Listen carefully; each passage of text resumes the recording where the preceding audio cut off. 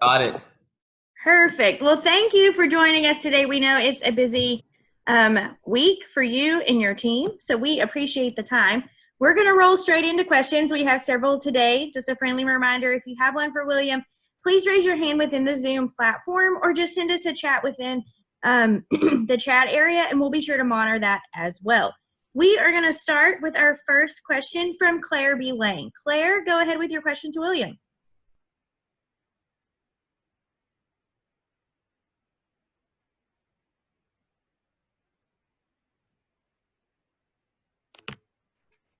All right, unmuted now, sorry. William, talk about, are you sleeping good at night? Do you dream about racing and points? Do you think about your teammate and kind of wink and joke with them? Or do you have nightmares? I don't know. Yeah, honestly, I've thought a lot about the race, but I think I'm the least stressed about it, just because I feel like at Daytona, you always have an opportunity. You always have a chance to do well or even for things to go wrong. The track doesn't really owe you anything. I've had some great results. I've won at Daytona in the Xfinity Series, won the duel this year to start the season. So, and I've also had some unfortunate ones, but like the Daytona 500 this year where we finished dead last. So I think it's honestly just one of those places that never owes you anything. And I don't stress about it as much as maybe a place like Bristol or Dover, where you can run poorly just based on performance. So I think it's a great opportunity for us. That's really how I look at it, and just excited to get down there. And it's going to be a very difficult to points race. I think that honestly, I'm going to try to approach it the same way that I did the playoff race last year at Talladega when we were trying to make it into the round of 8, which was try to go out there, win stages, and see where that puts us. And we know you and Chad on the radio. What do you want from your crew chief during the Daytona race? What will you want from him, and what will you not want? I think we do a pretty good job on the speedways of just communicating well. I don't think there's going to really be any stress in terms of like where you're running. I think we've got a good approach. Hopefully the strategy goes our way, and we kind of get that track position to end the stages and be able to go race it out for points there. So I think it's honestly it's out of his hands. At a place like this, it's really myself and Tab Boyd, my spotter. It's just us communicating about the runs and the momentum, and he just kind of stays quiet until it's time to pit. Good luck. Okay, here's some fun at Daytona. Thank you. Okay, we'll take our next question from Dustin Long. Dustin, go ahead. Thank you. William, I'm curious with the point situation you are, obviously the Chevy teams likely will run together or try to be grouped together as we've seen in these types of races before. How do you race Jimmy? And I'm curious, I know it was different circumstances last year, but obviously you two were very close together. It contributed to his incident at Indianapolis in what was the regular season finale. Again, I know that was a little bit different situation, but how do you race a teammate with that as part of the history and knowing you're likely going to be around him potentially a good part of the day? Yeah, I mean, I think we're going to be around each other. There's no question at some point in the race, but there's also so many cars that come into play at a place like Daytona. Dover, we were around each other at the finish, and things went well, and we raced clean and all of that. And I've never had really issues with Jimmy. Maybe my rookie year a couple times, but that was just learning situations and understanding the Cup Series. So yeah, I think we'll be fine. Last year, we were locked in on the points, and I think we were 3 wide, and it just Indy's a narrow track. So I don't really think that applies at all this year. But yeah, we're going to race and try to push each other towards the front, try to get both of us into the playoffs. I think we have a chance and an opportunity to get both Hendrick cars in and be able to, kind of bump the 21 out. So that's kind of our goal, and hopefully it works out that way. Speedways are really unpredictable. It's all situational, so you just have to hopefully we're together at the end, and we can push each other to the lead and hopefully finish 1-2. Thank you. Okay, our next question we're going to take from Bob Pockers. Bob, go ahead. Yeah, William, there certainly could be a situation where somebody else needs to make a choice of whether to push Jimmy or to push you. Is there anything that you can do during the race to try to convince people to push you? Just block really well. um, you just got to block like crazy at these places, and the only way you're going to make them push you is if you block well enough to where they can't get around you. So, I intend on using the mirrors very heavy and trying to, my spotter does a good job of keeping me, up to date on what runs are coming, and just going to have to block extremely well so they push you. And are you bringing candles to your motorhome or for a pre-race, I guess, relaxation or whatever you're showing us on social media? Yeah, so big candle guy lately. I was down in I was actually at Cracker Barrel in Daytona for the road course race, and I was going to get some food, and I had to wait a little bit, so I got some candles. And I just like all various candles. I feel like it. I live in a pretty small apartment, so every time I walk in, I smell whatever the recent candle was that I was burning. So, yeah, maybe that'll be my new. Maybe I'll start hoarding a bunch of different candle brands. Okay, thank you very much. Okay, we're going to take our next question from Jordan Bianchi. Jordan, go ahead. Great. William, appreciate your time. Thank you. How does it go? How does it feel to go from being the kid that once trick-or-treated at Jimmy Johnson's house to now potentially being the guy who knocks him out of the playoffs in his final season? I think that's a great storyline. Jimmy's the guy that I looked up to as a kid, and really was a 48 fan through and through. I've had a lot of 48 stuff at my parents' house and a lot of different diecast cars, but I really don't look at it as me versus him. I know that's what the bubble is right now, but it really is an opportunity for both of us to get in. So try to look at it as that, and I really, that's ultimately the goal, is to get both of us in. And I think Jimmy's an awesome competitor and somebody I really look up to. At the end of the day, though, on Saturday, if you get in and Jimmy doesn't, mixed feelings there on your part? Unfortunately, the way this sport is, your race team is the 24 team. So the guys that I answer to are Chad, my engineers, my car chief, Tyler, my sponsors. So, really trying to just do the best I can for them. Appreciate it. Thank you. Yep. Okay, we're going to take our next question from Mark Garrow. Mark, go ahead. Thank you. Thanks, William.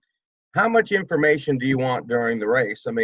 As far as the points, you're just really racing two guys. Do you want to know where they are, or is there so much going on that you just want to put that out of your mind until the very end, or until the checkered flag falls? Well, I think you gotta get the points in the bank in the stages. So you're gonna kind of be aware of where those guys finish in the stages. And if not, I might get a reminder of just, how many points each of us got racked up in the stages, just to get an idea. But honestly, the way I approach it is I kind of have a temperature check in my mind. Like at Dover on Sunday, I knew we had gotten quite a few stage points. We finished third in the first stage and sixth in the second. So I knew we were in pretty good shape. So if we just got a solid finish, which we did, finish in the top five, we got a lot of points out of that day. So, you kind of honestly know at this point, we're all smart enough, race car drivers, to understand how many points are awarded, and kind of you have that instinct in your head of what it looks like. And I know what the other race cars look like that I'm racing against. I know what the 21 looks like. I know obviously what Jimmy's car looks like. So I have an idea.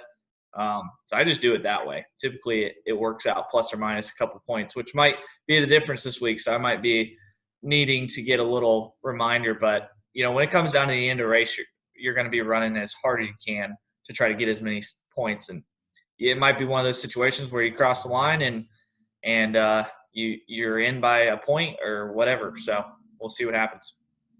Now, we all hope, obviously, you make it, but if having been in the playoff, how disappointing would it be if one of these scenarios pops up and you miss it by a point or two?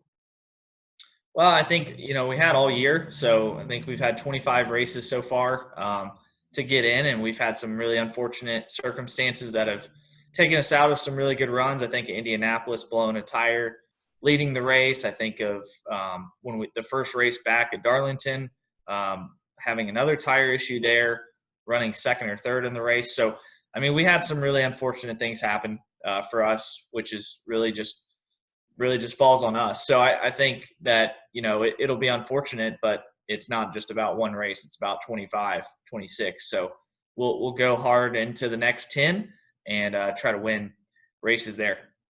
Thank you. Okay, we're going to take our next question from Jeff with Empire Sports. Jeff, go ahead. Hi, William. Thanks for joining us today. I like the background. They'll look the long way from Daytona. Let's put it that way. But so with this interesting situation we have going at Daytona, my question to you is, what has communication been like in the Hendrick headquarters this week? Because it's an interesting situation where Chase and Alex could be fighting for playoff seeding in terms of another win, and you and Jimmy are fighting for a playoff spot. So what has communication been like, especially in this era of social distancing in the Hendrick stall? It's been good. I mean, we have our normal Monday meetings that consist of going over the previous races, and it's been fine. I mean, I think, we always work well together on the speedway races.